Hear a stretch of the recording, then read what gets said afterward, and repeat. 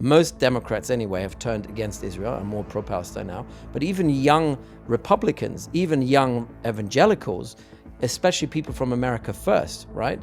The mega crowd, who are also, many of them deeply ideological and religious, have turned on Israel. Even in the best case scenario, the Straits of Hormuz will not go back to what they were until probably the end of 2026. Right? So it will fundamentally also change the perception of security in the Gulf. هل أوروبا تقدر نفس السؤال اللي وجهته بشأن الخليج، هل أوروبا تقدر تدافع عن نفسها بدون الولايات المتحدة؟ I think the one element that has really come to the surface as the most powerful element now in the axis are the Houthi movement, the Houthis in Yemen, and to an extent the Hashd al-Sha'bi that we have in Iraq. They're still standing. But we also see that there are now, because it's always been a horizontal network, right? It's never been hierarchical. Yeah. It was a partnership where the Houthis are not an Iranian proxy. They're primarily a Yemeni fighting force with links to Iran.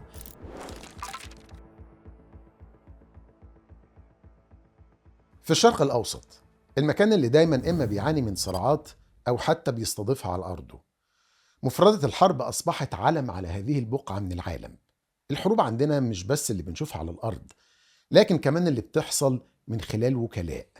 كل طرف بيقولك إن هو بيدافع عن أمنه، بس الحقيقة إن تعريف الأمن مش بيتقال في البيانات الرسمية، بيتقال في حاجات تانية خالص. بيتقال في مين بيمول مين بيحارب نيابة عن مين، ومين مستعد يدفع الثمن، وكمان مين بيخلي غيره يدفعه. الحلقة دي عن ازاي نفهم الدافع، وبالذات الدافع الأمني. معايا النهاردة الدكتور أندرياس كريغ، محاضر في الأمن الدولي في كينجز كوليدج لندن، ومتخصص في الحروب بالوكالة والصراعات الحديثة، ومؤلف كتابي ساروجيت وورفير أو الحرب بالوكالة، وسبفيرجن التفويض، استراتيجيات الإضعاف من الداخل. أهلا بيك يا دكتور. Thanks for having me. بداية أنا سعيد جدا بالمقابلة دي، وخلينا نعرف أو نعرف ما هو العنصر الأمني أو الأمن عموما بالنسبة للأطراف المتنازعة. وخلينا أقول لك الأطراف المتنازعة: إيران، الولايات المتحدة الأمريكية، إسرائيل، وطبعا دول الخليج. عارف إن السؤال كبير. Yes, that's a very big question to start. Now, what is security? Security, obviously, we don't want to be too academic, but security ultimately is about the referent object, right? Who are you trying to secure?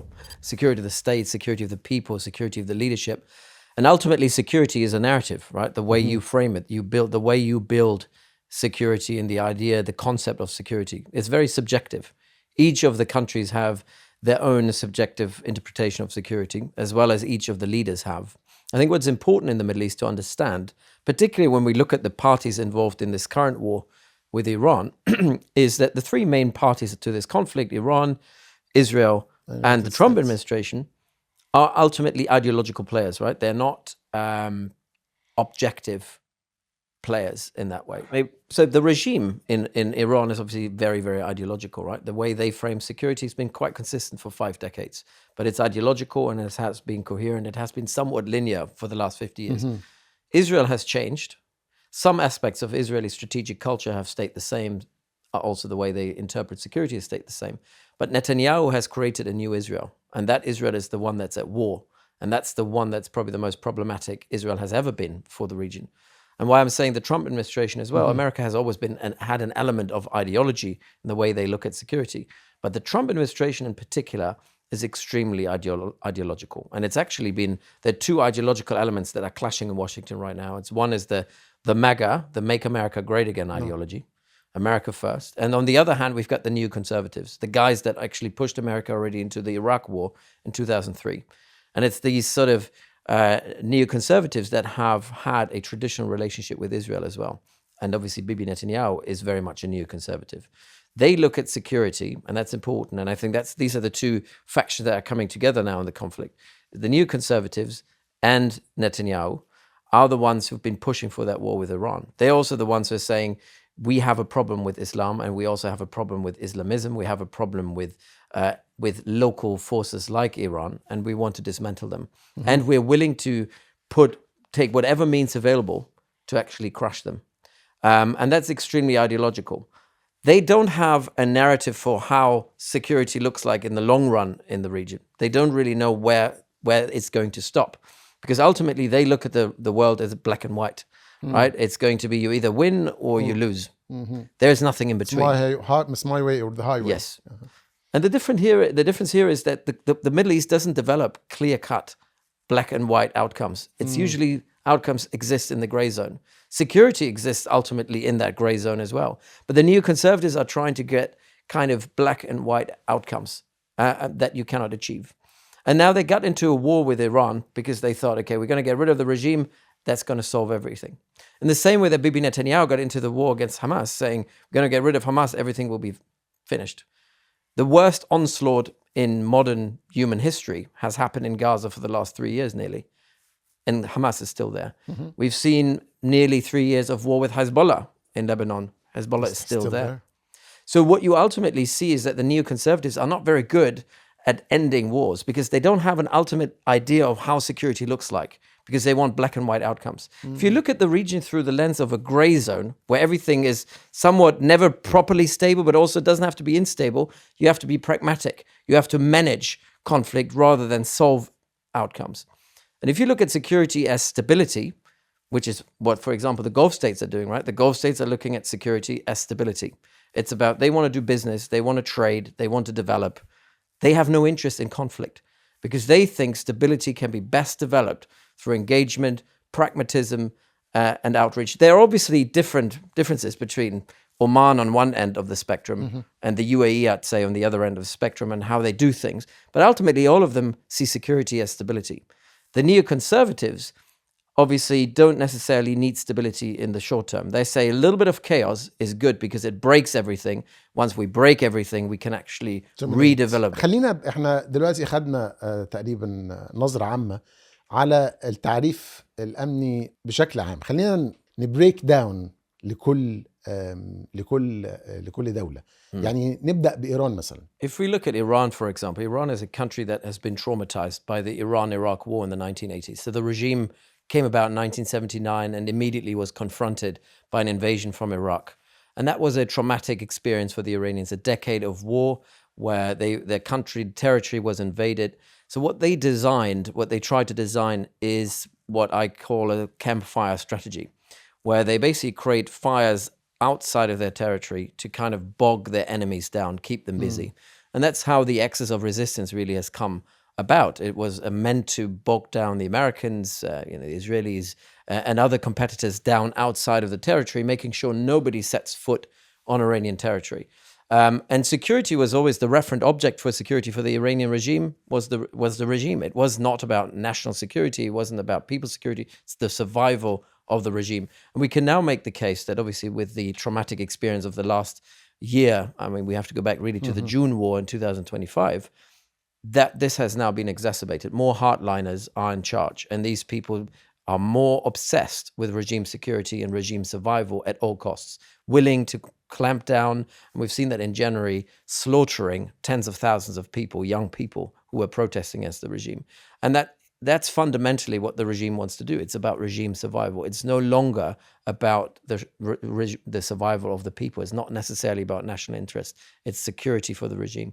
طيب هل النموذج نموذج الوكلاء والوكلاء بتحمي الحرب ان هي تيجي على ارض ايران، هل الحرب دي نسفت الفكرة دي؟ Now, I think the axis of resistance has undergone a transformation over the last, nearly 3 years since the 7th of October. We've seen Israeli action against Hamas, which has weakened Hamas. Action against Hezbollah has weakened Hezbollah. I think the one element that has really come to the surface as the most powerful element now in the axis are the Houthi movement, the Houthis in Yemen, and to an extent the Hashd al-Sha'bi that we have in Iraq. They're still standing. But we also see that there are now, because it's always been a horizontal network, right? It's never been hierarchical. Yeah. It was a partnership where the Houthis are not an Iranian proxy. They're primarily a Yemeni fighting force with links to Iran. The same is true for some of the Hashd al-Sha'bi. Some of them are more pro-Iranian than the others. But ultimately, it's a partnership, and Iran hasn't always kept up its side of the bargain with these proxies in the network, in the axis of resistance. So that has caused some disentanglement and re-entanglement, where the relationship has slightly changed, where we see some of the local forces, like the Houthis, like the Hashd al-Sha'bi, but also Hezbollah, taking decisions as they see fit when it serves their own interests. So they define security through their own local lens rather than through that ideological lens of resistance, right? Resistance has become, as a narrative, has been certainly weakened. The idea of resistance has been weakened. But that being said, they're still aligned with Iran. And, we've seen Hezbollah helping the Iranians out in this war since March. While the Houthis so far have set back, they are fighting and occasionally firing missiles at Israel, but ultimately they've decided for now they're not getting involved by blockading the Bab al-Mandab between Yemen and Somalia. Yeah. So, that's that. I think we're seeing a reconfiguration of the axis. But there's some people out there saying the axis is gone, it's been degraded. Mm-hmm. That's not the case. The axis is still there. And the Iranians have now realized they probably need to double down on the axis in order to create more pressure points. But ultimately, now the war has arrived on its own shore. Mm-hmm. I think the difference only is there are no boots on the ground. I think that's the only sort of relief that the Iranians or the regime still has, that the territory remains untouched, albeit very much harmed. And I think the Straits of Hormuz will now emerge as the most potent part of its asymmetric warfare approach, much more important than the axis of resistance, because they're seeing they can hold the whole global economy for ransom, and it works. بعيدا عن إيران ناخد بقية الأطراف إسرائيل كمثال. Now, if you look at Israel, it's obviously similar to the Iranians, which is quite interesting. If you look at the parties in the Middle East, most of the parties in the Middle East have a trauma, right? Most of the way they define security is based on trauma and victimhood. There's no greater victimhood in terms of felt, perceived victimhood in the Arab world or in the Middle East than in Israel. The Israelis have a very deep-seated sense of victimhood. If you see yourself constantly as a victim, through thousands of years of Jewish religion, but also the experience of the Holocaust, and then the experience of small Israel, that's the narrative in Israel, right? Small Israel being bombarded by the big Arab states and constantly fighting for survival. Everything is always existential. Israel has never accepted that the region has moved on. There isn't a party around. None of the states around Israel want to wipe Israel off the map, as might have been the case in 1948. Mm-hmm. But still the mindset is that we're surrounded by enemies. The mindset in Israel still is, if we want security, we need to fight, right? We can't have a deal. Diplomacy doesn't work. And I think the diplomatic lever of power has been completely diminished. The Ministry of Foreign Affairs, which maybe in 1979, led to the Camp David Accords with Egypt, and later in the 90s, a relationship with Oslo, with the Jordanians and then with the Palestinians, that Ministry of Foreign Affairs no longer exists. It's a country that's been on a war footing for 3 years, but it's also a country whose national security is entirely driven and dominated by the military. Every prime minister serves in the military. It's the most militarized society in the Middle East, right? Mm-hmm. And if all you have is a hammer, then every problem looks like a nail. And that's basically how Israel approaches security. It's fight, fight, fight. But it's short term. Israel has never won a war strategically. It has never brought a war to an end. It keeps on fighting for the sake of fighting. And when it stops, it just creates the conditions to stop fighting for a little bit, but then create a pause that they can use to prepare for the next. Deterrence. Deterrence, but it's also knowing deterrence is also not an end state, right? Deterrence means you can't, in order to do deterrence, you have to constantly re-engage the enemy because you're not striking a deal. You're just keeping things in somewhat of a limbo because or the belief is in a couple of years' time, we'll have to fight another war.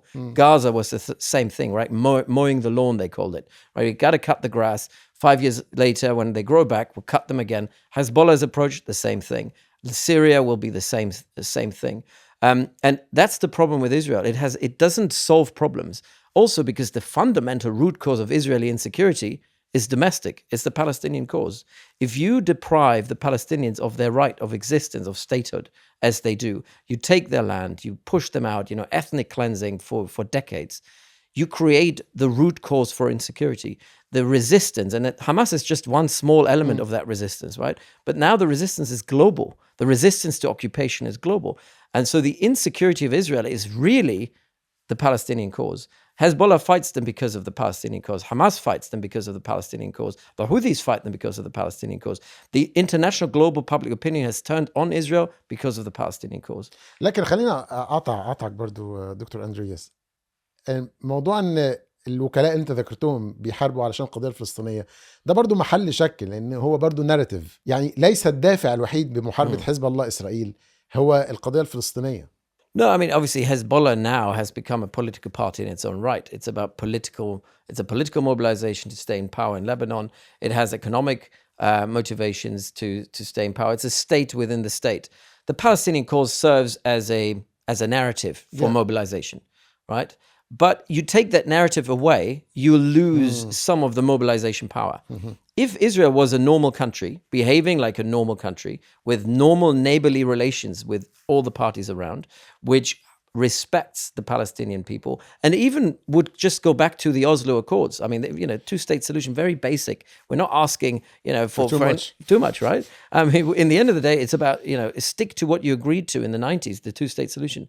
I think the public opinion would be in Israel's favor. Most Arabs would say, khalas, I mean, we had that relationship. Let's make peace with Israel. The Saudis certainly would do that. So I think, it might be sometimes a very interesting sort of narrative that they use for mobilization, but it's not, people mean it. I think people are mobilized because the Palestinian cause, particularly since Gaza, is right in everybody's, in your feed, in your social media.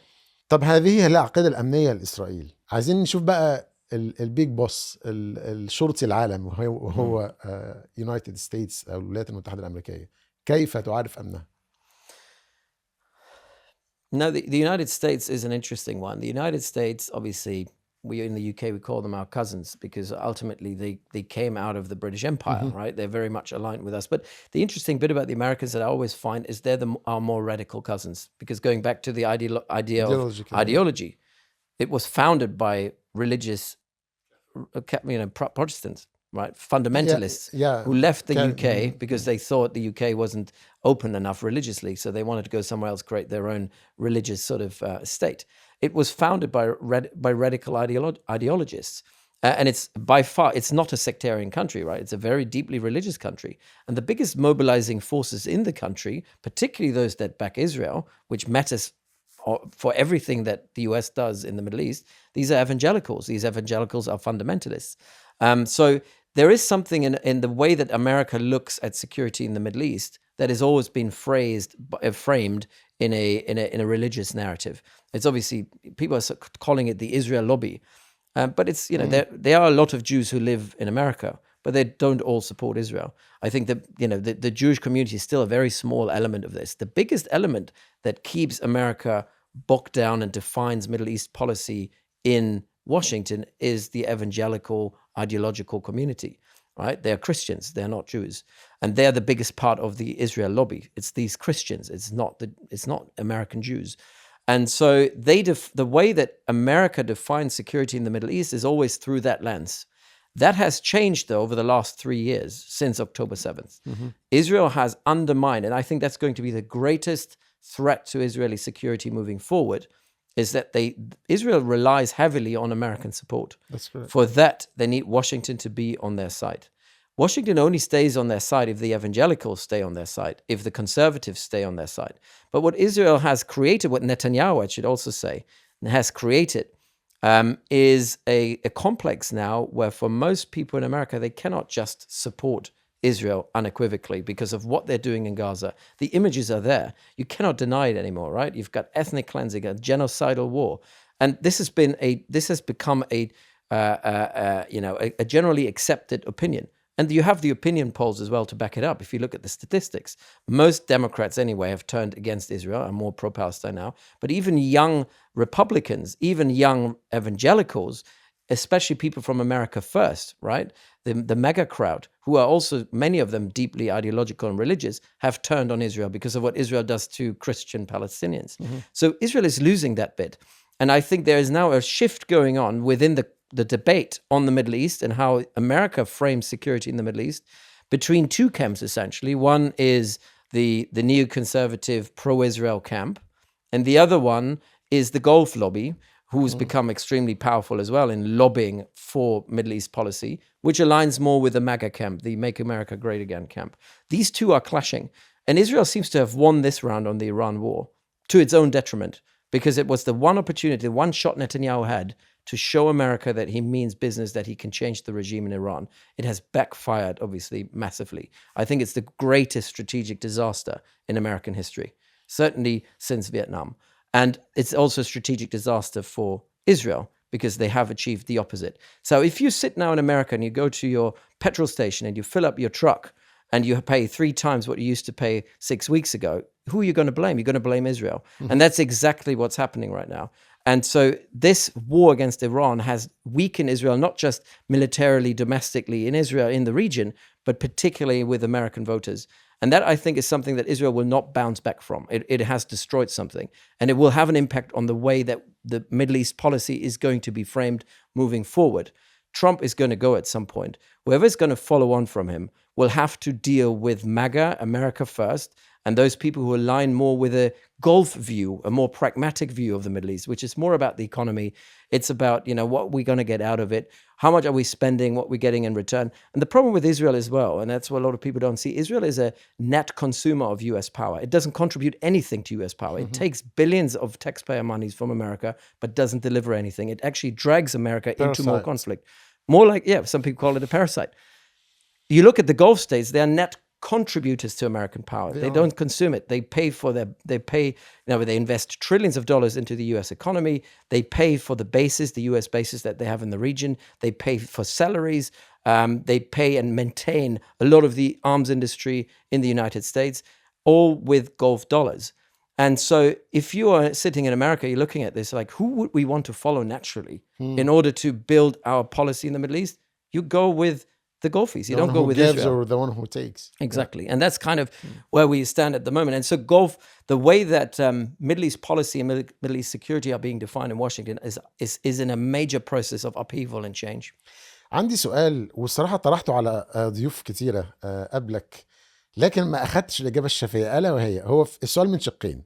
الشق الأولاني، إيران أكتر من 40 سنة متحملة العقوبات الأمريكية اقتصاديا. حرب 8 سنين ضد العراق في الثمانينات، وكانت حرب استنزاف، بنت قوة دفاعية. إيه اللي خلى أو أقنع ترامب إن المرة دي مختلفة ويقدر فعلا يحارب إيران ويكسب الحرب دي؟ No, Netanyahu is on the record for at least 30 years, if not longer, of kind of lobbying one US president after another, of saying we need to go to war. It's easily won or winnable. Every single president has denied it, Republican and Democrat. But with Trump, he found an idiot, I have to say, unfortunately, a useful idiot, as we say, who was saying, I swallow the pill. The problem, what we have in America right now, there's so many problems if we want to deconstruct it, but America is run currently by a narcissist, right? Someone who has no critical thinking, who's never been told that he's wrong, who cannot accept that he's wrong. Worse than that, he's surrounded by sycophants, people who clap for everything he says. It looks a little bit, if you look at a cabinet meeting right now in America, looks like we're in North Korea. The supreme leader says something, everyone is clapping, wow, what a great guy. And he himself anyway thinks he's a great guy. Happy. So you have this kind of, if you look at Middle Eastern dictatorships, the worst types that we had before the Arab Spring, we wouldn't have that sort of discussion, right? Nothing would be as obvious as that. And so the decision-making is completely detached from those people who are in the know, those people who are in the planning process, those people who are actually would give critical opinion and critical assessment and do the red teaming of these decisions of saying, listen, Mr. President, we don't have a good course of action here. Because that's what anybody should have told the president. There was no good course of action militarily to pressure the Iranians to the negotiation table and make them swallow a deal that they don't want to sign. There was no good deal. But what really, and if you look at the Omani process, right? Oman was obviously in the driver's seat, Qatar supported in the back. We were getting somewhere in February, right? You can day by day, you can see the kind of meetings that were had, the concessions that were made by the Iranians, the concessions that were made by the Americans. We were getting somewhere. And here is Mr. Netanyahu. And I think if we talk about Israeli security now, since the 7th of October, it's Netanyahu's security. It's regime survival. It's a lot like the Iranians, like Iran. It's regime survival. Now, Netanyahu's regime survival war is one that doesn't care about American interests or Israeli interests, but his own personal interests. He flew, how many times has he gone to Washington? Dozens of times. Whenever he doesn't get his way, he flies there. And the problem with the narcissist of Donald Trump is he takes the opinion of the last person he speaks to. If you are the last person to speak to him, he'll take your opinion because he has no knowledge, right? He's not ideological like all the other people around him. And one thing that Mossad and the Israelis were tabling and showing in the last couple of days before the strikes were ordered on the 28th of February was intelligence of saying, look, we have penetrated the entire regime. That's what the Israelis are saying. We've penetrated every aspect of the regime. We've been able to mobilize networks domestically within Iran. They were showing the evidence from January, and the Israelis had a very good network. They were supplying arms, they were supplying money, they were providing satellite dishes and whatnot. So they've really penetrated that mobilization, and they were able to bring people onto the streets, amplifying what was an organic movement, right? I'm not saying this was an Israeli movement. It was an organic movement that they amplified. They said, we can bring you this. You give us the air power, United States, but we will bring you the networks on the ground, the boots on the ground. We have the relationship with the Kurds, and we also, we have the intelligence of where all these leaders are in Iran. We can take them out, and that will bring about the collapse. Donald Trump thought that is, and it was literally himself saying, that sounds like a good deal. The problem with the Israelis, and that's where the Israeli misperception is, this was not Netanyahu trying to fool the president. Netanyahu firmly believed that regime change was possible because he's an ideologue as well, right? He's a neoconservative. The ultimate goal was regime change. He was thinking because what they were able to do in January, they could do that again. The problem is what happened in January is the Iranian regime doubled down, killed tens of thousands of people, and thereby suppressed that mobilization. And after they did that, the deterrence that was created meant that nobody's going to move again next time around. And in many ways, the Israelis already fired all their ammunition in January. They've mobilized everything without having the air power, without having US support, without having Israeli support, and it all evaporated. Had this come together, I think if you had the mobilization we've seen in January, combined with the US and Israeli air power and taking out different leaders, I think it would have been a different war. It would have looked very differently. So I think it was an Israeli miscalculation that the fool in Washington, Donald Trump, just swallowed because he didn't know any better. طيب خلينا بقى ننتقل للطرف الآخر اللي هو للأسف هو في الصراع بس بطريقة غير مباشرة، ألا وهو الخليج. ما هو تعريف الأمن لدول الخليج؟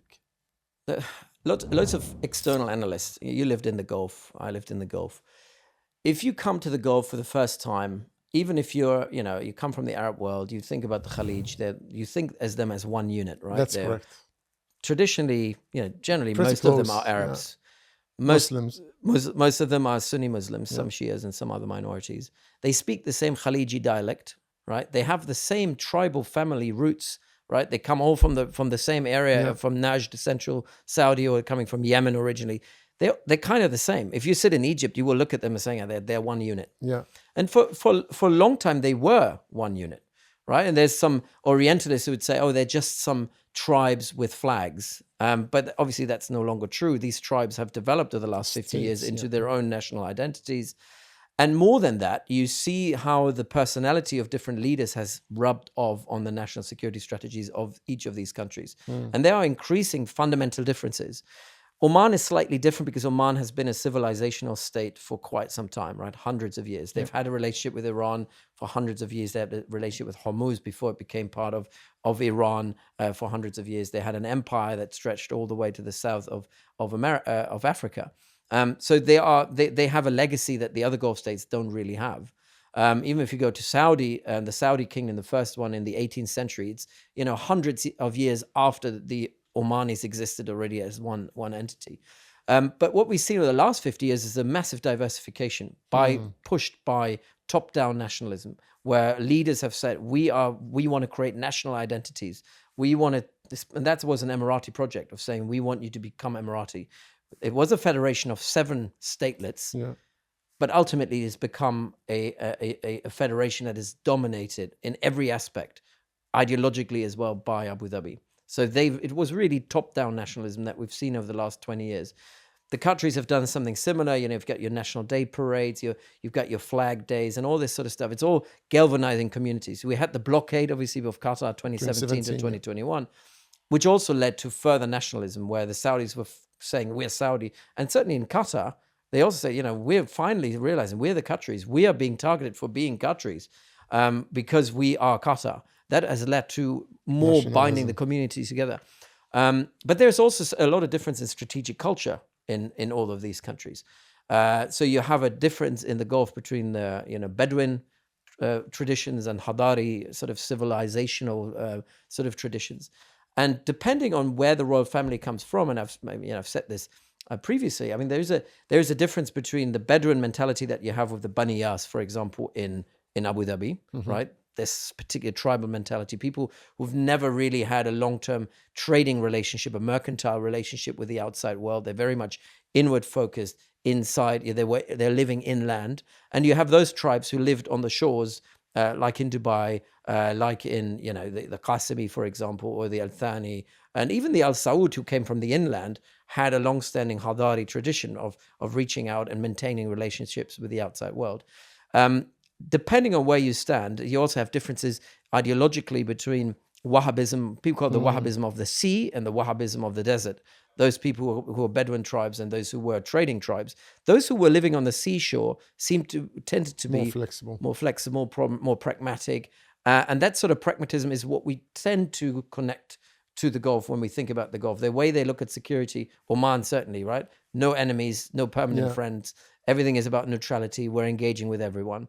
Qatar has kind of tried similar stuff, but they are more strategically and more principled in many ways. I think the Qataris have drawn red lines. They have friends and they do have some enemies.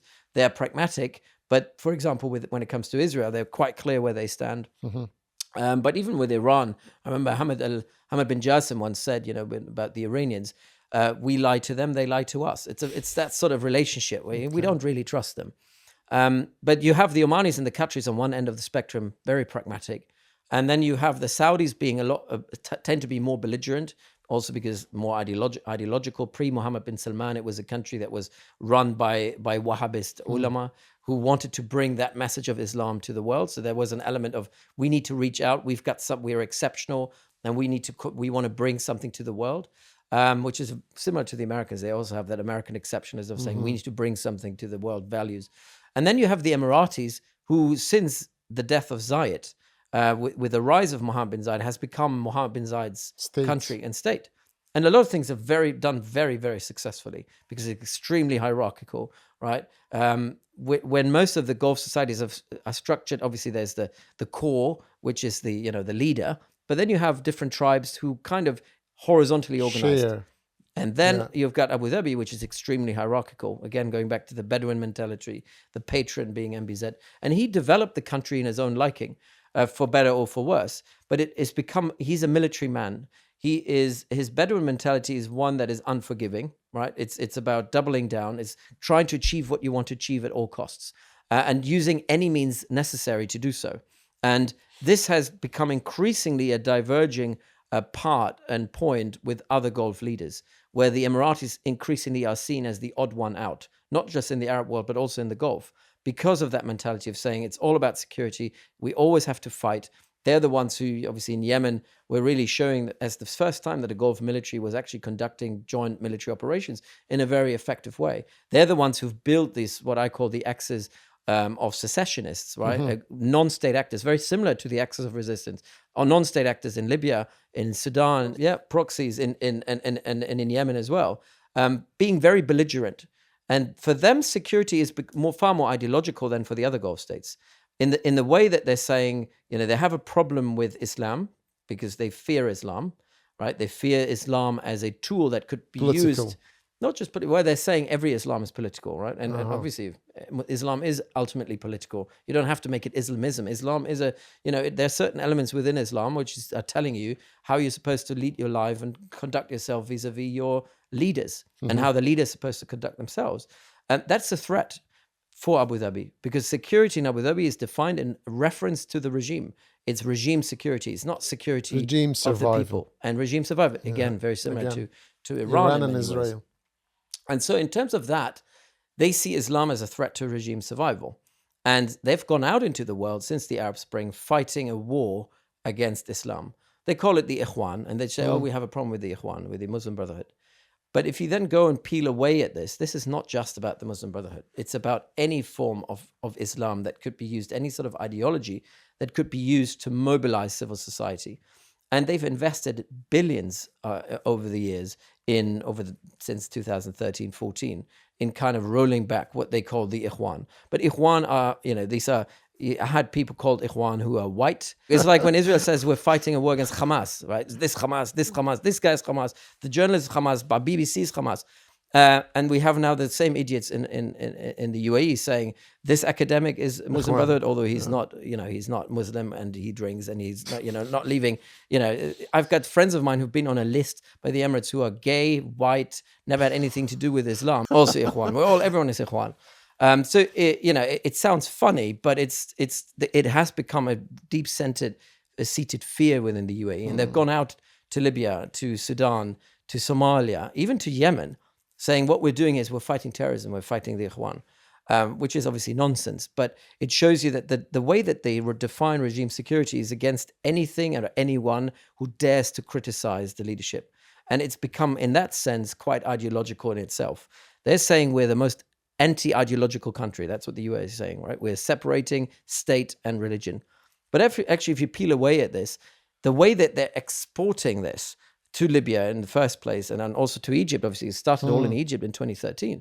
It's quite ideological in itself. It's ideological in a way that they're saying we need that, everything has to come second to the ultimate ideological goal of making sure we get rid of the ideologues. That in itself becomes an ideology in the UAE. Mm-hmm. The Ikhwan, the obsession with the Ikhwan, is nothing to do with factual, balanced, measured accounts of policy. It's become an ideology in itself, an obsession, which is, I think it's quite laughable in the same way that Israel's obsession with Hamas is laughable.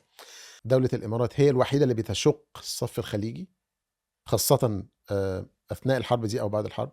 Now, there is something, I mentioned already, the Americans have that idea of American exceptionalism, right? We're the city of the hill, the shining beacon of light for freedom. The Emiratis have a similar narrative. They call it Emirati exceptionalism. The idea that the Emirates are different from everyone else. We're a different Middle Eastern country. We're different in the way that we divide religion and state, right? Islam and state are separate. Almost a Jeffersonian ideal that the Americans have as well.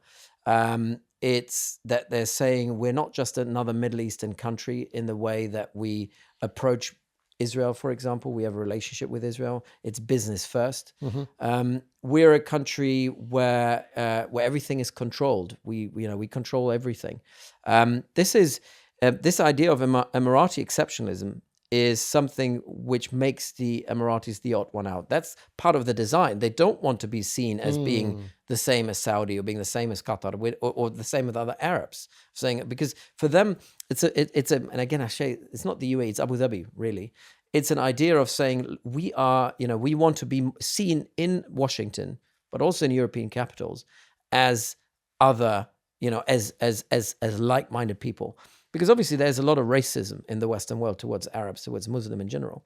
And they don't want to be part of that sort of community. They wanted to show, they have always, under MBZ, have tried to show that they're separate from that they are more, the way they dress, the way they speak, the way they refer to Islam, that this is something that is different from the Arab world. They're saying this is what held the Arab world back. This is what held the Gulf back. And so they're saying we are different in that way.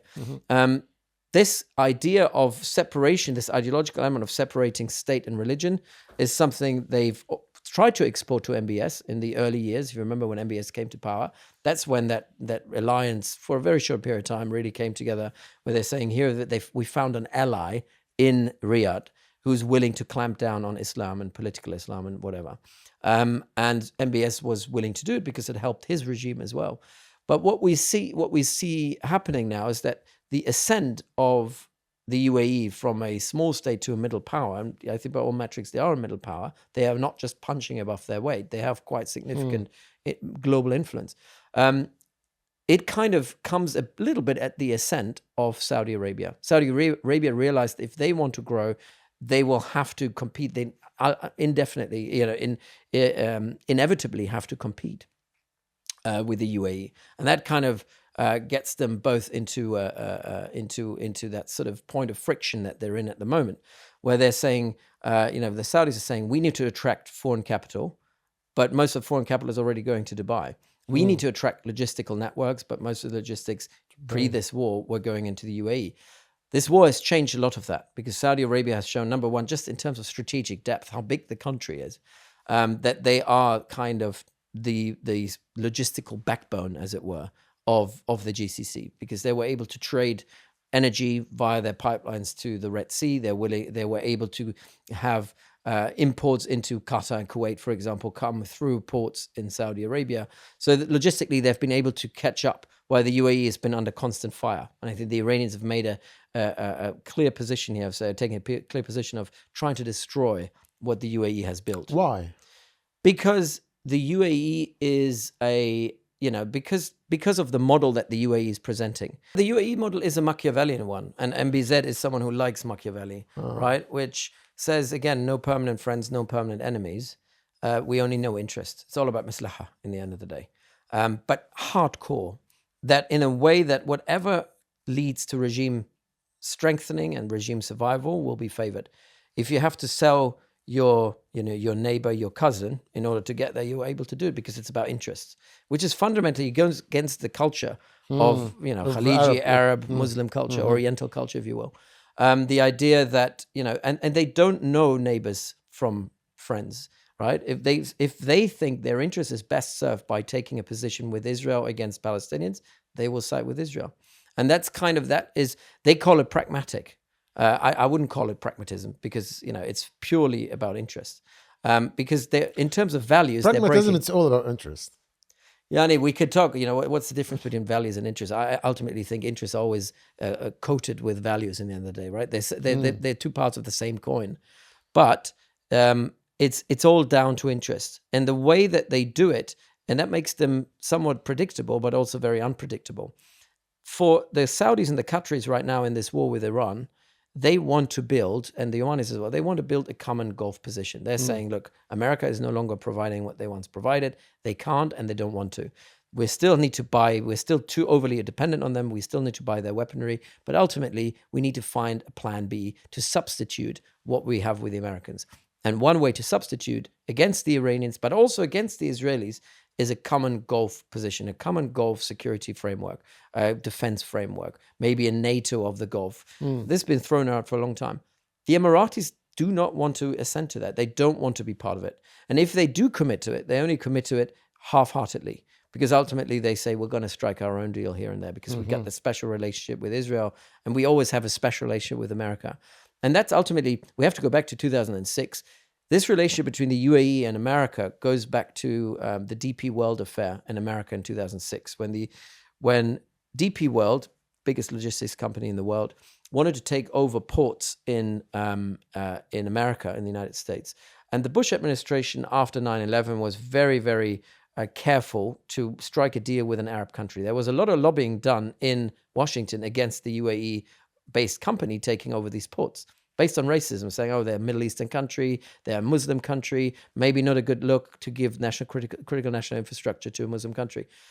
And that started a lobbying frenzy in Washington by the UAE to say, we need to change our narrative, we need to change our position and our perception. We need to be different from all these other Arabs, and we have to be different from all these other Muslims, because we want to, if we want to do business in the West, we have to be seen as on par with them ideologically.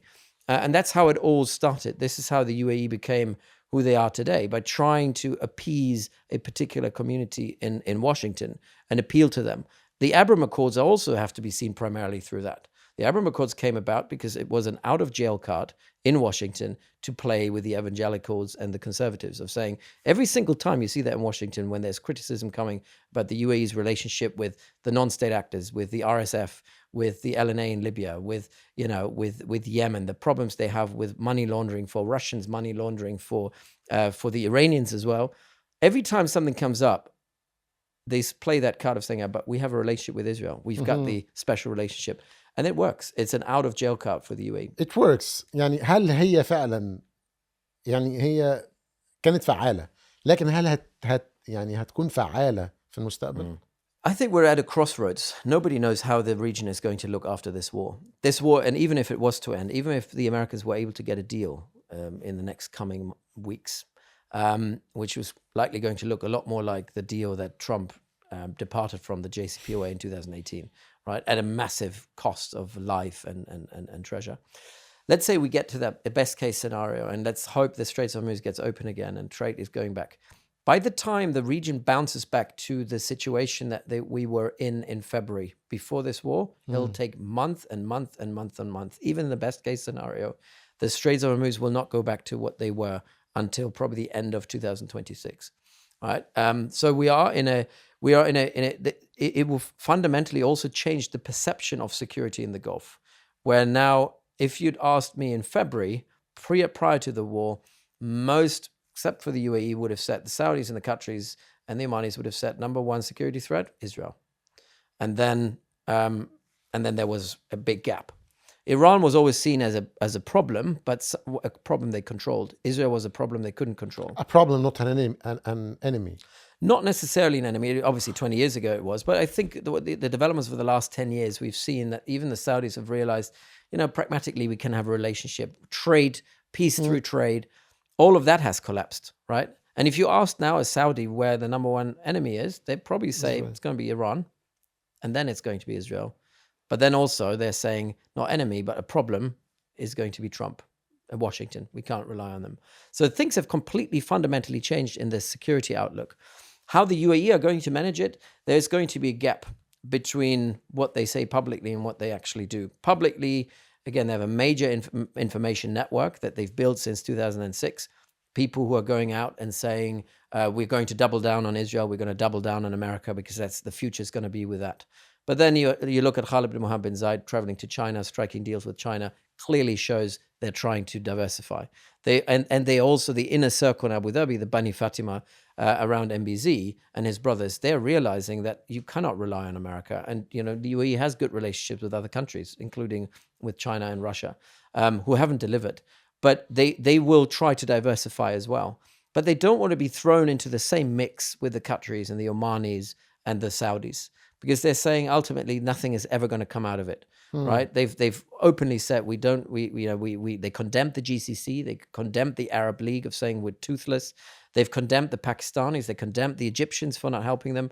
So they are lashing out into all directions. And then you see the Emirati ambassador to Tel Aviv 2 days ago being on the Independence Day and very proudly in Israel, proudly saying, look, I'm here in Israel and with our friends in Israel. So I think they will try to do everything at the same time. I have a little bit of Israel and America, I have a little bit of China, a little bit of Russia, but ultimately they're isolated. And I hope they come to the realization that the one thing you cannot change about all of this is the geography. They're all prisoners of geography. Yeah, they are. In the way that Iran is not going to go anywhere. Whatever is going to happen to this regime, it's not going to go anywhere. Iran is going to be there. You'll have to have a relationship with them, whether you want it or you don't want it. Israel is also not going to go anywhere. And that problematic Israel, at least for the next 20 years, I think Israel is going to be, it will struggle internally, but it will be there. So you have to also have a relationship with them. But all the other aspects of it, US, China, Russia, they might come, they might go. But your friends and neighbors, including they're not going to go anywhere. So you have to have a Gulf integrated approach. لكن خليني أسأل عن قطر عشان ما اتكلمناش عليها. قطر يعني هو مثال شوية مختلف. يعني قطر من 2017 من بعد الحصار وهي بدأت تبني وساطات، حتى وساطات خارج إقليمها. يعني أنا أفهم أن مصر وسيط ما بين حماس وإسرائيل لأن بتشارك نفس الإقليم. لكن لما تبقى قطر هي الوسيطة ما بين في المحادثات ما بين حماس وإسرائيل ومصر طبعا موجودة، ما بين إيران وأمريكا ومعها عمان، ما بين طالبان اللي هي في آخر الدنيا. يعني إزاي قطر بنت القوة دي، قوة الوساطة حتى خارج الإقليم؟ I would still go back to looking at strategic culture. So we're saying, yes, on the surface, all of them are similar countries, similar experiences, but strategic culture has changed. Strategic culture is a sum of a country's identity, its history, its geography, values and norms, its institutions. And all of these institutions in particular are young. The histories of these different countries in the Gulf is quite different, right? Yes, they all had a relationship with the British at some point. They all had a relationship with the Ottomans to a certain extent. The geography also looks somewhat similar. But the royal families are different in terms of how they've developed. Qatar, for example, is a peninsula, right? Geography matters here. It's a peninsula surrounded, it's only on one end connected to the land Saudi. With Saudi. But it's a maritime country. Wherever you are in Qatar, you're never too far away from the sea. So very much a Hadari, sedentary culture. Even among the Bedouins, they've always had relationships with the outside world. With the Iranians, they've always been pragmatists. Very good point. There is a point about, there's this narrative of the Kaaba al-Madiyum in Qatar. The idea that, they've been a point of refuge for those people who were ostracized from other countries. That's a long tradition. You go back to the 18th century, you look at the pirates, some of the pirates who were fighting the British, for example, they found refuge in Zubara in the northwest of Qatar. You look at different parts of royal families and people who went into exile from royal families elsewhere. They ended up in Qatar. The Qataris said, we do, as long as we can do whatever we want to do, as long as you allow us to do what we want in our own country, you do what you do. You do it in your own house, whatever. You want to be, you're Sunni, you're Shia, you're Christian. We don't really care. There's been always an openness to strangers in there. But it's also a teeny tiny community. It was never big, right? Qatar was always a tiny, fairly poor backwater. Population, yeah. But they were pragmatic in that way. And if you look at the rise of the Al Thani in the 19th century, they were also very pragmatic. They were businessmen. They always said, okay, we need to have a deal with an outsider. It has to be the British. Later it was the Ottomans. Then it was the Americans.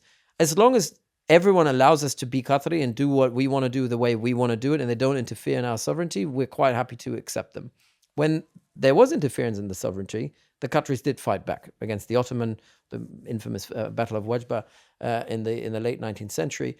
There have been fights also with the British at points until they signed the deal. But ultimately, the Qataris they're very laissez-faire, and it's a cultural thing. It's difficult to define. I always think I had a conversation with a Qatari friend about this.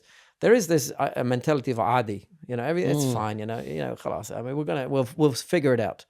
That is, and they don't. And there's one thing about the Qataris which I find different from, for example, other Khaliji countries: the idea of not holding a grudge, right?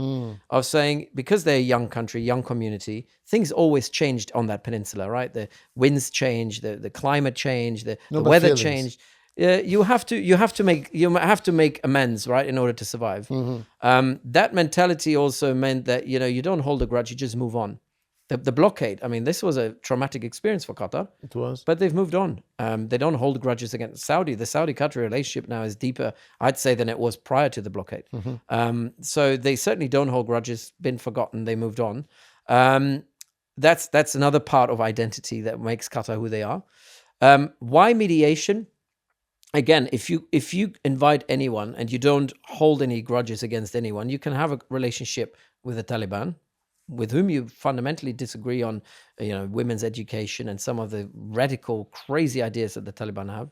You can have a relationship with Hezbollah.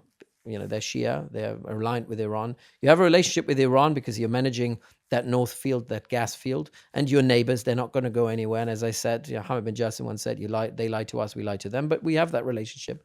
They have a relationship with, obviously, with all the different Sunni parties. They have a relationship with Muslim Brotherhood people who fled, persecution in the 1960s and 70s in Egypt and went to all places in the Gulf, but were certainly also welcomed in Qatar.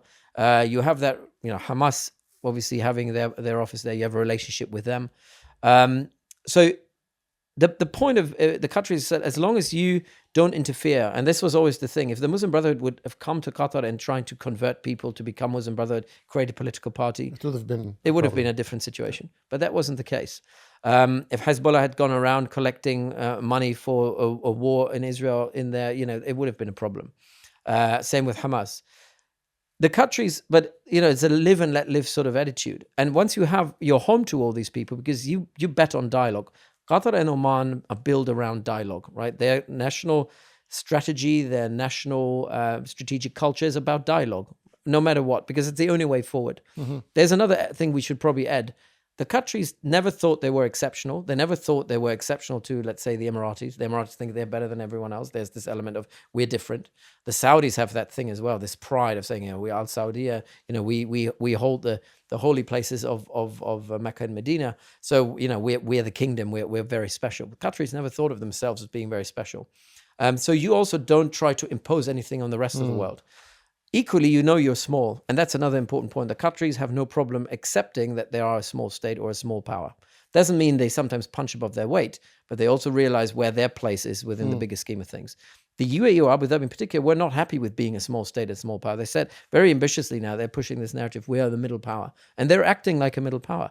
If you're a middle power, you have to be assertive, you have to be ambitious. The Qataris are not assertive, they're not ambitious, but they want their national security. And they thought one way of doing it is through entanglement with the rest of the world. And that's exactly what they've created. Has it made them more secure during that conflict? Not necessarily. I would also say, though, had Qatar not had the relationship with Iran, the back channels, had Israel not killed a lot of the back channels that the Qataris had, like Ali Larijani, for example, things would have been very different, right? Things would have been very different had Qatar not had that relationship. Because if you look at how much they were targeted in comparison to, let's say, the UAE, especially in Dubai, there's no comparison, right? So you could make the case with all the terrible attacks on Qatar, it was still far more sustainable than what the Emiratis have suffered. And that has to do with that relationship. So I think it's a strong case for it. But then if you ask Qataris now, they're all saying we need to change. Things can't change, stay the same with the Iranians. We can't just keep that relationship and pretend nothing has happened. But my guess is the Qataris will move on, as they have with other crises, and maintain that relationship, because ultimately geography is geography. You can't change it, and you need a back channel. And the Omanis can do some things, but one thing that the Omanis cannot do is they don't have a relationship back in Europe and the United States that makes the Qataris so interesting to the Iranians. Even the hardliners who disagree with Qatar's relationship with the US appreciate that Qatar has that relationship with the US, because it's an important part of back channeling. ارجع للسؤال بقى اللي هو بالنسبه لي محير. عارف انت يعني جاوبت على جزء منه، لكن عايز اساله بشكل مباشر. هل في اي امكانيه اولا ان الخليج العربي يتحد؟ وبرضه حتى لو مش ممكن، ايه المانع؟ ايه المانع القوي خاصه في الحاضر يعني؟ No, the biggest obstacle to this, and I have to say it, is Israel. Israel has pursued a strategy of divide and rule since 1948, or even earlier than that. They understood they were a minority in their own, in the territory that they claimed. They had to fight against the superior force of Arabs, not just Palestinians.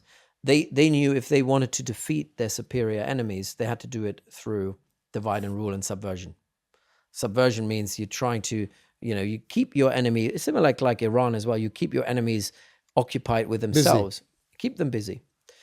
And that's this divide and rule approach has, we've seen this happening in Lebanon. We've seen it even with the Palestinian movement. Hamas only came about because the Israelis were funding the Ikhwan in Gaza at the time, because they thought it would be a good way to divide the Palestinian front and weaken the PLO, right?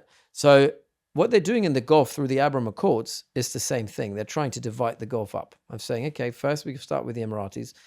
Bahrain, they are not really acting as an independent force, right? They've been aligned with the Saudis, aligned with the Emiratis. So it doesn't really count that they have the relationship. I think what Israel is more obsessed with is Saudi, Qatar, and the UAE. Qatar made it very clear they won't have a relationship. And so they've been trying to say, okay, we got the Emiratis. Now we're going to create pressure on the Gulf of saying, okay, you're either with us or against us. If you're against us, we're going to target you. Obviously, they've been targeting Qatar for years, right? Disinformation campaigns, subversion campaigns. They've funded the Israel lobby and these disinformation networks they've created all over and funded all over the Western world. The number one enemy they've had is Qatar. But we've seen these same networks now being used against the Saudis as well. Once the rift started over Yemen between Saudi and the UAE in late 2025, we've seen the same networks targeting suddenly the Saudis.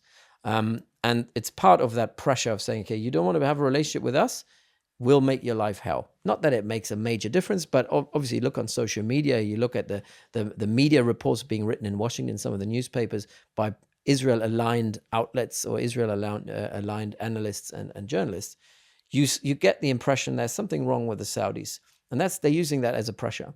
So in order to bring the Gulf together, and I'm not fundamentally opposed to having a relationship with Israel. I think the Gulf states should think about it in the long term if Israel becomes a normal country. I unfortunately don't see this happening anytime soon, right? Even if Netanyahu goes, whoever's going to come next is going to just continue on that path. Israel is on the pathway of becoming a theocracy as well, which looks a lot more like Iran in the way they make decisions than they look like pragmatic GCC countries. But that's on a different note. But the problem here is that the Israelis, the relationship with Israel is the thorn in the side of the Saudis. The problem with Somalia, or between, again, competition UAE and Saudi, is over the Israeli relationship with Somaliland. And the rumors that we now see that the base that the Emiratis are building in Somaliland, that base might be now used by the Israelis with plausible deniability. The problem in Yemen as well, in Socotra and other places, is there were Israeli units on the ground using Emirati facilities. Sudan as well. We've seen initially a relationship between the Khartoum government and Israel with the Abraham Accords. Now that relationship has changed over the last 2-3 years during the civil war, pivoting back to a relationship between the RSF and Israel. That's right. In Libya as well, we've seen the LNA reaching out to Israel. So Israel seems to be, from a Saudi perspective, like Saudi is a middle power. They want to be accepted as the leading Arab state and country. They have that ambition. And then there is a small neighbor, your small cousin, who's going around with your enemy, trying to create these kind of outlets all over you, all around. It's not just Yemen, but Yemen is obviously, Yemen for Saudi is not an external issue, it's a domestic issue. Yeah. The Yemen issue is not seen, if you look at the peninsula, the Arab peninsula, Yemen is part of it. And so whatever happens in Yemen is seen as it's almost like a Saudi province to them. And here you're inviting the Israelis along, that's unacceptable. So Israel remains the main point of friction between the GCC countries. Beyond that, and I don't think, I don't see any evidence for the Emiratis pivoting away from the Abraham Accords. Quite the contrary. I think they're doubling down, as they've said. And that's going to be an obstacle. That means, however, that doesn't defy, I think what we're seeing is not a joint GCC way of dealing with the problem of Iran and Israel. These are two problems they need to deal with at the same time. We're seeing a Sunni alliance being formed, right? Pakistan is part of it, and Turkey is part of it as well, and Saudi and Qatar. That alliance in the making. For now, it's a paper tiger. And, I don't want to be too pessimistic, but it doesn't look like this is going to come to fruition and kind of creating a new NATO. But every little helps at this point, right? You need to pool resources, capacity, money, get access to defense equipment. If that can help and you can share this across horizontally between these countries, Turkey is a powerful country, so is Pakistan. You can build something. Is it going to be enough? I don't know. But I don't think it necessarily comes as a united GCC front. It will be, there will be different parties and different allegiances and alliances appearing in the Arab world, in the Middle East. طيب بذكر الدفاع المشترك، هل حقا دول الخليج تستطيع أن تدافع عن نفسها لو أخرجنا الولايات المتحدة من المعادلة؟ لأن ده هو الناريتيف خاصة في العهد الترامبي إن إحنا بنحميكم. The narrative has been the US is defending them, right? This is how it all started. The idea that the Gulf states' security is wedded to the security of the United States. That goes back to the 1940s, the deal that the Americans had with King Faisal in Bitter Lake, the deal that it's oil for security. That no longer holds anyway because the Americans no longer get their oil from the region. But also we've seen since the Obama years, there's been this pivot to Asia, the idea that, leading from behind, let the Gulf states take more responsibility for their own security. That's not a Trump issue. That's been going on. That's grand strategy in the United States. They want to lead from behind. They want to get out. We've seen this, I think one of the most problematic cases for the Saudis and also for other Gulf countries is what happened in 2019 when the refineries in Saudi were attacked by Iran and the Americans didn't do anything to defend them. That was a realization for the Saudis. Hold on a minute, we cannot rely on the US anymore. And they started to diversify, getting missiles from China, having a missile factory, Chinese missile factory in their own country, and trying to diversify, but slowly.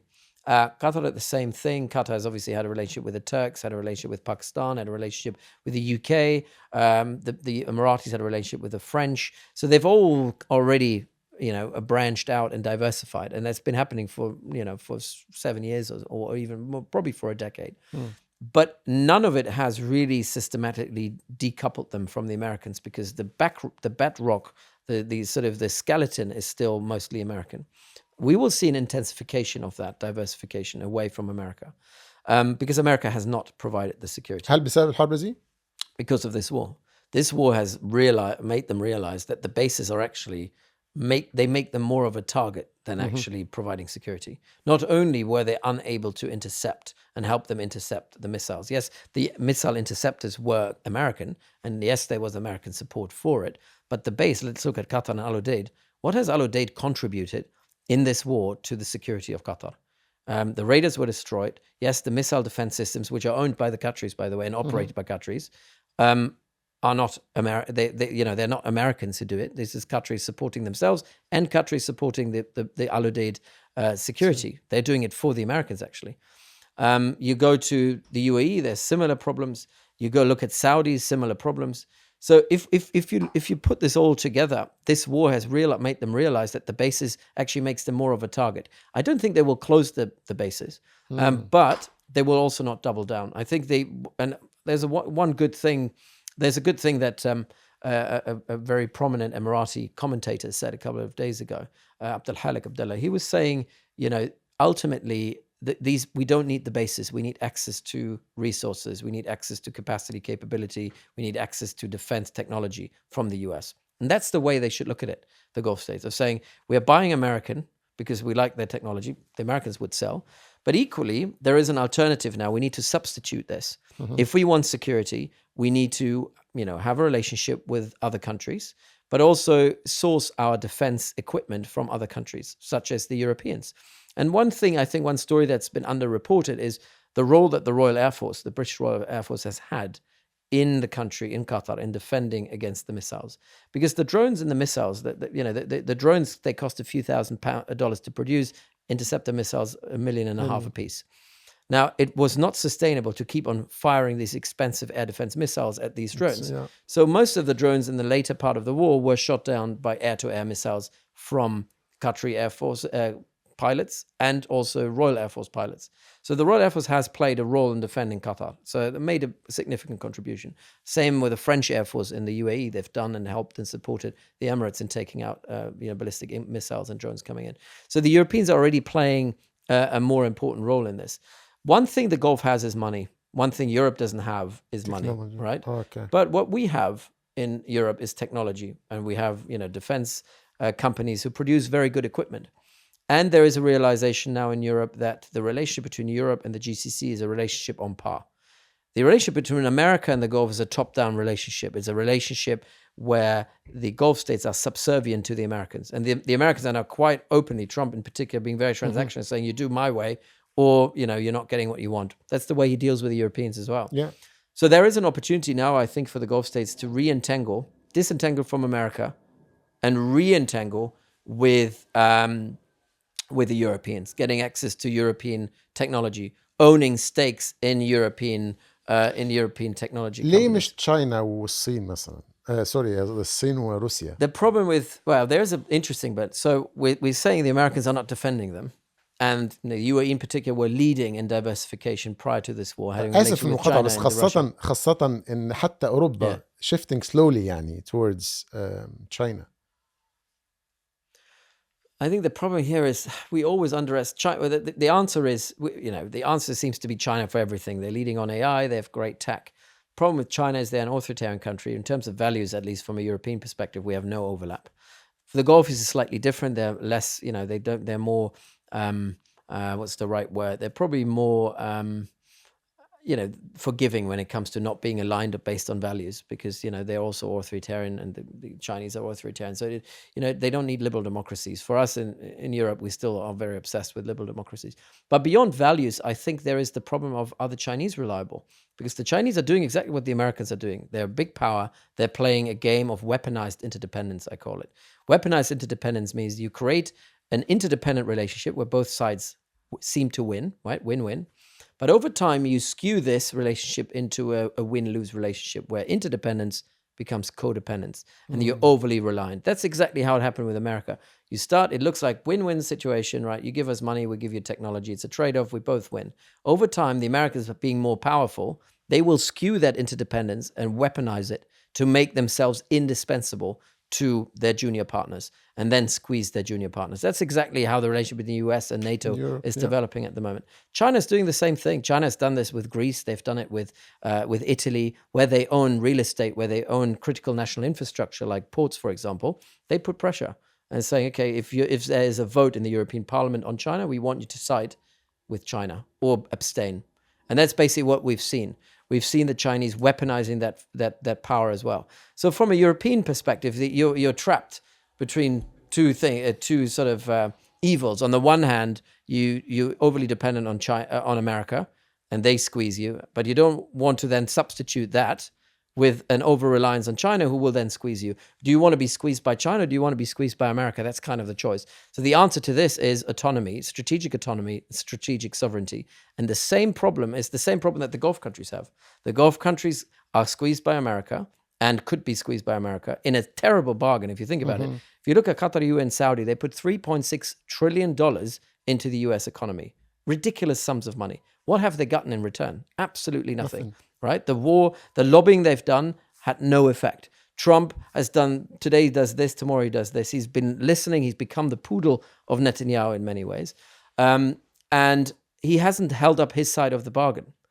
Now, the Europeans have received a lot of funding as well, but I do think for the sort of humble funding that's been going from the Gulf states into Europe, the Europeans have somewhat delivered on it. And they are, I think, more reliable than the Americans are. Now, if you are sitting in the Gulf, you can't rely on the Americans. Can you rely on China? And here, that's the big question, because the Emiratis had a long-standing relationship with the Chinese and the Russians, more diversified. A lot of Russian operations in Africa have been supported by Emirati companies and the Emirates themselves. Wagner, in particular, did most of their trade with through the UAE. Wagner Group.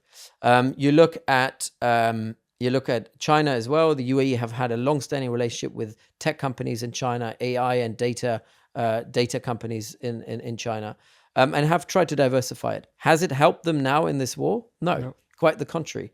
If you ask anyone in the Gulf right now, as much as they're alienated by Donald Trump, they're also alienated by Russia and China, because Russia and China continuously support the Iranian regime.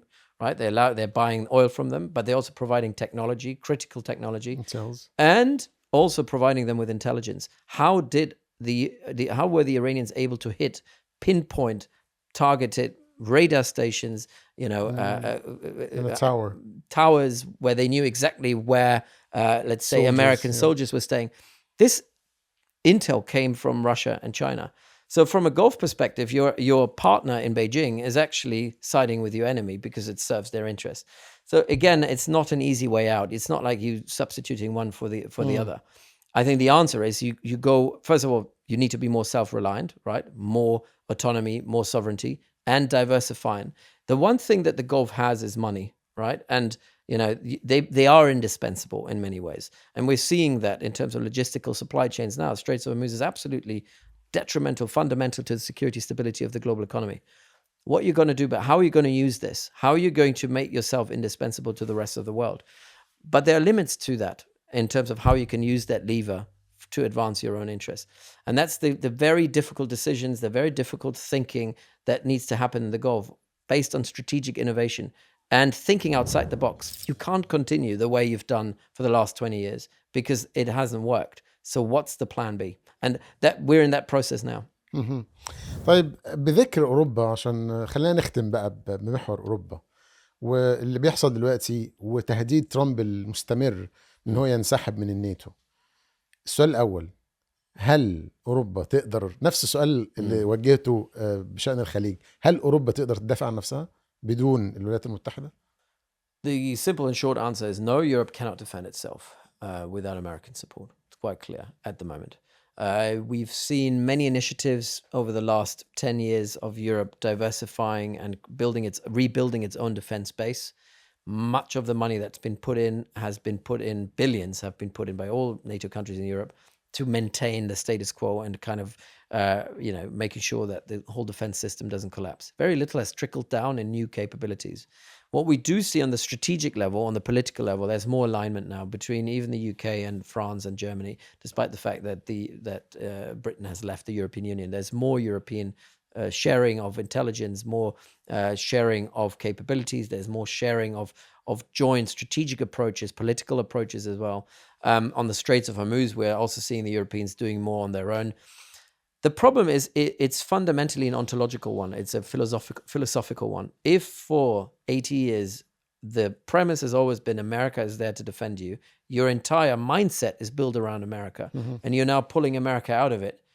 You're panicking. You're panicking, but you also don't immediately reset, because what is needed is a philosophical reset of saying, are we aligned with the Americans? And then there is this problem. Path dependency is always a problem for the Europeans, and their differences. I mean, the Germans are probably the worst in that. It's like the Germans are very path dependent. Once they've done something and it works, they will stick with it until it absolutely doesn't work anymore. And they still have the hope, in Germany in particular, that things in 2.5 years will bounce back, because Trump will go and things will go back to how they were. That's not going to happen. Trump is a very radical form of an American trend, but it's part of an American trend that we've been seeing anyway. The Americans do not want to, American taxpayers do not want to double down on European security and have Europeans free ride on that. And there's a very valid argument, because Europeans have been free riding on America for a long time. Now, building back that capability that was lost over the last 20, 30 years will take time. It will take a decade at least. But we also need to re-educate in Europe, re-educate our population. We have to re-educate our own young people of saying, yes, we live in relative peace and security, but that peace and security cannot be taken for granted, and we need to do something to ready ourselves. And we can't just say, oh, the Americans will sort it. We have to sort it. But it also means we have to, in terms of strategic terms, on Gaza, for example, we just aligned with Israel and we aligned with America. There was an opportunity for Europe to take a middle way, the third way. Let's build something with our partners in the Gulf. Strategically, we haven't done that. We lost that opportunity, and now we're waking up 3 years later, nearly 3 years, saying, "Oh, actually, what the Israelis did wasn't that great." We're now waking up that what Israel is doing in the region is a fundamental problem to our national security. It's a problem to our stability, and most importantly, it's a problem for our prosperity. Because this war with Iran was entirely avoidable, and it was done and orchestrated by the Israelis, undermining the prosperity in Europe. And that's when a lot of Europeans are now waking up to this and saying, "Oh my God, how could this happen?" And so we need to rethink what the third way in Europe looks like outside of America, while having this partnership, but we can't be dependent on it. We have to survive. خلينا برضه أسأل سؤال يعني منطقي جدا، ألا وهو لماذا تحتاج أوروبا أمريكا؟ It's not why it needs it, for everything. So logistics, intelligence, capacity, capability, all of that is lacking in Europe. We need the Americans are the glue that holds all this other stuff together. That doesn't mean Europe cannot exist without America. اسبانيا موجوده، وفي دول في اوروبا بتصرح بدل ان احنا مش محتاجين الحمايه الامريكيه او حتى السبورت، يعني American support. But away from Trump is not away from America. I think it's very important. I think also from the Spanish point of view, everyone in every capital, whether you go to Paris, you go to Berlin, you go to London, you go to Rome, will tell you they have a problem with Donald Trump. يعني مشكلة ترامب مش أمريكا. It's primarily with Trump right now. I mean, here is a madman who is unpredictable, who is even saying we're going to war with Denmark to get Greenland. I mean, basically going to war with NATO. That is across the red line. No normal American president would do that. The alliance is still holding. But so why we need them is because for the interim period, there is a gap, a massive gap between what America is providing to Europe in terms of defense and what is needed. If that element, that gap, if that was taken out of NATO, it would make NATO not dysfunctional, but very difficult to operate. We're not resilient enough to sustain a major combat, a major war with Russia. I think we're here in the UK on an island, but even we are subjected to hybrid warfare from the Russians. We need the Americans for that. I mean, but also we have to ready our population bottom up for a hybrid war where we're all constantly being targeted by cyber, misinformation, disinformation, sabotage of critical national infrastructure by Russian proxies. We need to ready ourselves for that, unfortunately. That is not an American problem. That's just for us to get ready. We can't just say we're going to pull the plug and say goodbye America just because we don't like Donald Trump. But equally, we need to use that period, that interim period we're in right now, to build that capability, build that resilience, build that capacity to do it ourselves. طيب في يعني تحليل كده برضو حابب أسمع رأيك فيه، ألا وهو إن الحرب الأوكرانية الروسية ما كانت اللي هي يعني دايفرجن لإضعاف أولا الناتو، ومنح الطريق للقوى الصاعدة ألا وهي، وطبعا الاستنزاف دلوقتي كمان الموجود خلال الحرب الإيرانية، استنزاف الولايات المتحدة. كل دوت بيؤهل القوى الصاعدة ألا وهي الصين أن تصعد وتهيمن. No, I don't believe. The thing is, I don't believe in conspiracy theories because it's not like that's not how the world works. But if you just look at the facts, the biggest winner of the last 20 years of the Iran war, the Ukraine war, the Gaza war, all the disruption we've seen, all the death we've seen, the greatest winner of all of this is China, right? Russia is not winning in Ukraine, and it's not winning by not losing. It is losing. Ukraine is losing as well. Europe is losing. We're all losing in Ukraine. Iran, no side is winning. It's not like the Iranians come out and say, oh, we're victorious. I mean, they lost a lot of people. The country is in ruins. They will survive it, which is enough for them to claim victory, but they're not winning. Israel has certainly lost the war. إيران ليست بحاجة للفوز، يعني كون إن هي ما بتخسرش ده فوز في حد ذاته. Yeah, no, exactly. I mean, there's this old Kissinger saying, right? As long as they don't lose, they win. Yeah. Yes.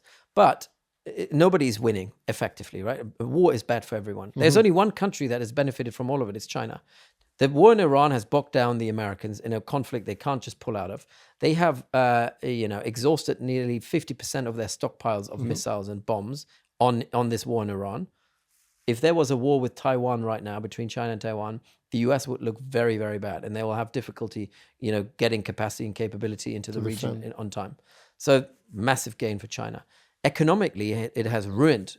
We all still have to see that the impact on fuel prices, the impact on inflation. That's something we'll see in a couple of weeks and months down the line. So in terms of prosperity, we're all losing. Europe is losing. America's losing. China is also having a problem, but China is more resilient. They can bounce back. They have more reserves. Ukraine is completely ruined us in Europe in terms of the money that we have to, taxpayer money we have to spend on Ukraine, equipment we have to deliver, and also the ripple effects of missed opportunities, the way that we look at inflation, how it hit us, fuel prices, cost of living.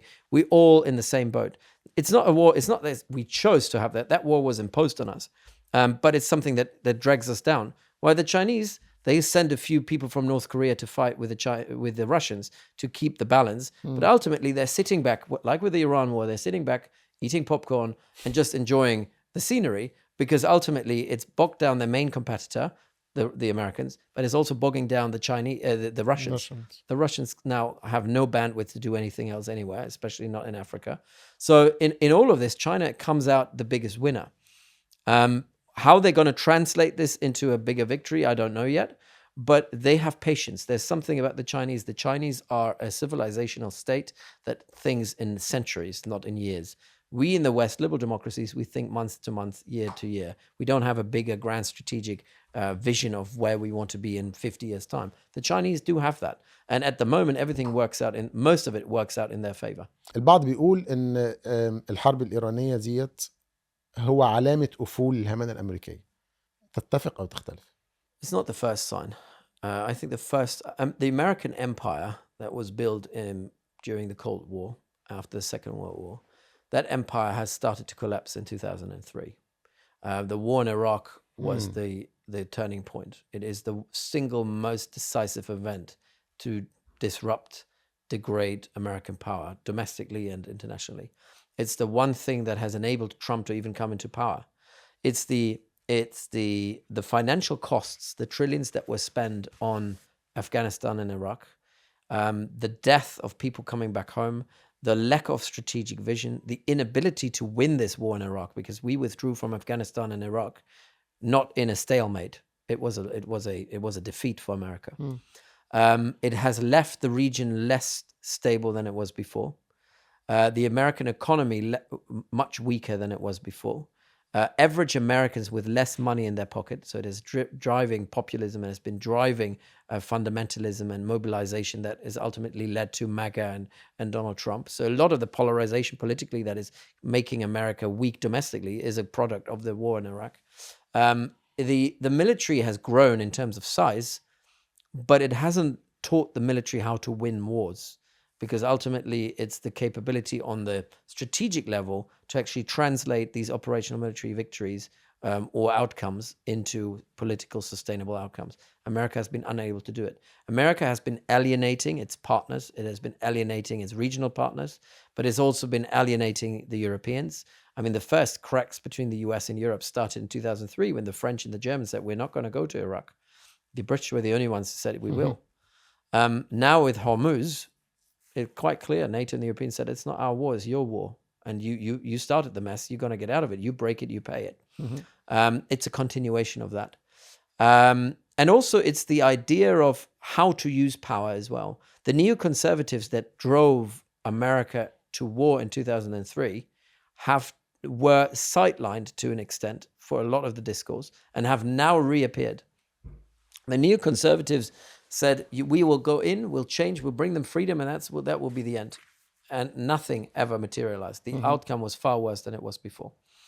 And now that makes the Americans very hesitant to use military force effectively. Because here's the thing. If the Americans really, really, really wanted a war with Iran, they could mobilize 500,000 boots on the ground, go in there.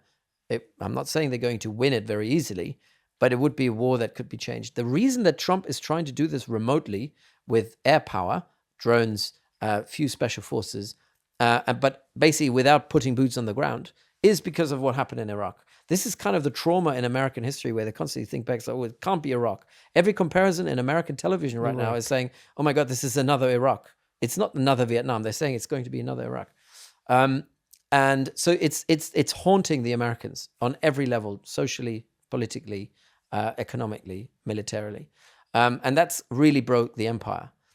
I'm not saying that America was on the up, because, economically, there's loads of structural problems. The economy is not really growing. If it wasn't for tech and AI, America would not be growing, right? The economy would be in recession. So this war has made things so much worse, because you show that ultimately, and it started with the Houthi militia, really. If you look at the Bab al-Mandab war, that very short interaction, where the Omanis kind of created an off-ramp for Trump. Trump realized that he couldn't win a war against a couple of guys. It's a militia with flip-flops. People with flip-flops in the mountains couldn't win that. I'm not comparing the Iranians to that at all. The Iranians are a very sophisticated, civilizational state, right? The IRGC is very sophisticated, and they do have some good technology. But it's not a near-peer military, as in the technology. Most of the technology the Iranians rely on militarily come from the 1970s. This is American equipment that was sold to them before the Islamic Revolution. And yes, they destroyed a lot of the targets they wanted to destroy. But ultimately, it hasn't made America safer. It hasn't made the region safer. It has made America, made everything worse, obviously. The Strait of Hormuz was open. It's now closed for a long period of time. Ultimately, America is looking weak against an enemy that we all thought was already so weak and degraded over the last 3 years that it was just, all we needed to do is just kick in the door, it will all collapse. That was the narrative. All of that hasn't materialized. So America can't even win that sort of war. This is not a near-peer war against China. It's not a war against Russia. It's not a war against an omnipotent power. It's a middle power in that region. It's a middle power globally, and it's one of the great powers of the region. But it was already so weakened, 50 years of sanctions, and you still can't win that war. So yes, it is the end. It is already, Iraq was the beginning of the end of American empire. This is the end of American empire. And funny enough, the guy who was always saying America first, make America great again, is actually making America far worse again. دكتور أندرياس، شكرا جدا للقاء. شكرا لتحليلك الماتع، وشكرا لقبول الدعوة. عفوا.